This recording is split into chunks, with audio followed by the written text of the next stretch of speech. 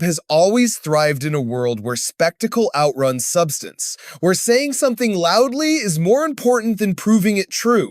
This week, that style was on full display across right-wing media, particularly on Fox News, where hosts and guests defended everything from partisan gerrymandering to fantasy economics. The goal was the same as always: protect Trump, discredit his critics, and keep viewers locked inside a reality where every fact is optional. The clearest example came when Texas State Representative James Tallarico faced off with a Fox host eager to push the both sides gerrymander argument. Pointing to Massachusetts, the host claimed Democrats were just as guilty.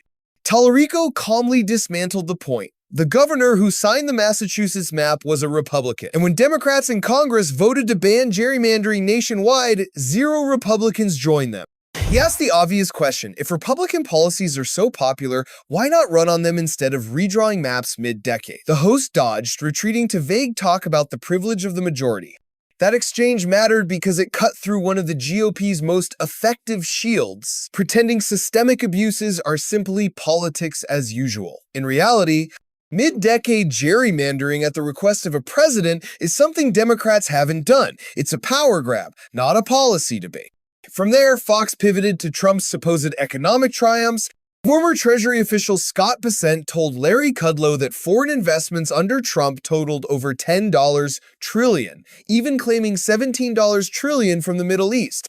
The numbers collapse under basic math. The entire GDP of the UAE is under $500 billion, and no binding agreements exist with Japan, South Korea, or Europe for such sums.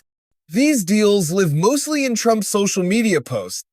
Bessent also let slip the administration's legal strategy on tariffs, delay court rulings long enough that the policies become entrenched, making the Supreme Court hesitant to strike them down.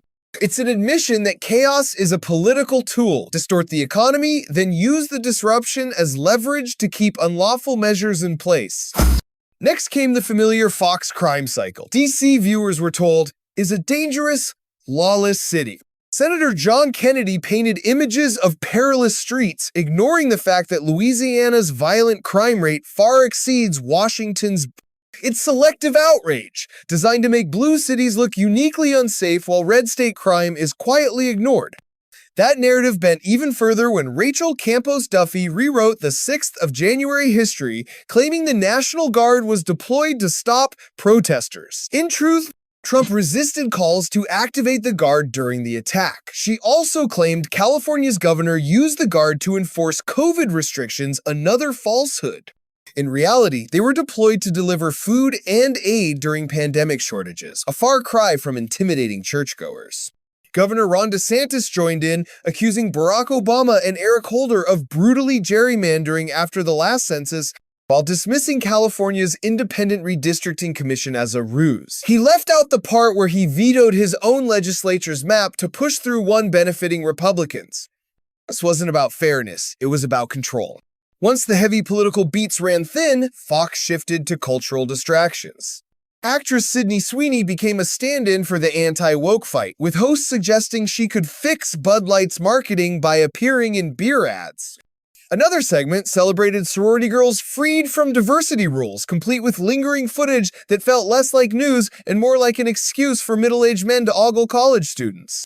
These diversions keep the emotional energy up when policy arguments run out, reinforcing the idea that cultural grievance is as important as governance. The week wrapped with an over-the-top praise segment for Trump, portraying him as the tireless defender of Main Street and small businesses. It felt more like state-run propaganda than journalism, complete with smiling endorsements from administration allies. The message was clear: loyalty to Trump is the central theme, no matter what the headline says. The common thread in all these stories isn't just partisanship, it's the deliberate building of an alternate reality. In that reality, gerrymandering is a bipartisan sin only when Republicans are caught, economic statistics can be invented on air, and crime is a crisis only if it can be pinned on Democrats. Historical events like the 6th of January are rewritten, and any opportunity to sexualize or mock perceived opponents is fair game. Trump thrives in this media ecosystem because it mirrors his own style: dramatic claims, unwavering personal loyalty, and a resistance to details that might constrain the story. Facts are tools, not boundaries. If a claim works emotionally, it stays no matter how easily disproven.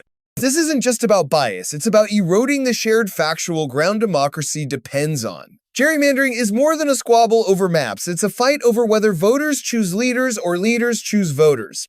Fake economic numbers aren't harmless spin, they shape expectations, policy debates, and public trust. Crime narratives influence where resources go and which communities are treated as dangerous. When those narratives are twisted for political gain, real-world consequences follow. In the Trump-Fox feedback loop, every topic serves the same end, keeping viewers invested in a world where Trump is the hero, his opponents are hypocrites, and any bad news is proof of a conspiracy against him. The result is a media space where persuasion isn't the goal, maintenance of belief is.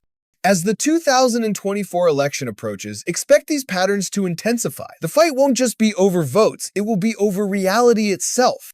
Trump's allies are betting they can win without agreement on basic facts. For everyone else, the question is whether that bet will pay off or whether the truth can still break through.